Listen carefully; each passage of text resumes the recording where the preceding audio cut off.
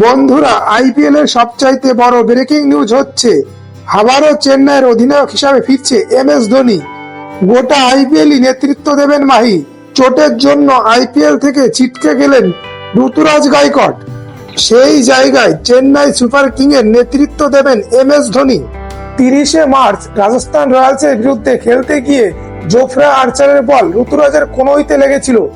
সেই চোটের কারণেই পুরো আইপিএল থেকে ছিটকে গেলেন ঋতুরাজ গায়কোয়াড়। তার জায়গায় চেন্নাইয়ের অধিনায়ক হিসাবে ফিরছেন অভিজ্ঞ MS ধোনি। চেন্নাইকে 5 বার আইপিএল জিতিয়েছে ধোনি, সেই অধিনায়ককেই ফেরাচ্ছে চেন্নাই সুপার কিং। শুক্রবার কলকাতা নাইট রাইডার্সের বিরুদ্ধে ঘরের মাঠে খেলতে নামছে চেন্নাই সুপার কিং। মাহির নেতৃত্বে ঘরের মাঠে কলকাতার বিরুদ্ধে চেন্নাই সুপার কিং কি ঘুরে দাঁড়াবে? বন্ধুরা, আপনাদের কি মত কমেন্টের মাধ্যমে জানাতে পারেন। এবারের আইপিএল এর শুরুটা চেন্নাইয়ের জন্য ভালো হয়নি। প্রথম ম্যাচ ঘরের মাঠে মুম্বাই ইন্ডিয়ান্সকে হারানোর পর টানা 4টি ম্যাচ হেরেছে চেন্নাই সুপার কিং। এবারের আইপিএল এ ধোনি ম্যাজিক কি দেখা যাবে, সেটাই দেখার বিষয় এখন।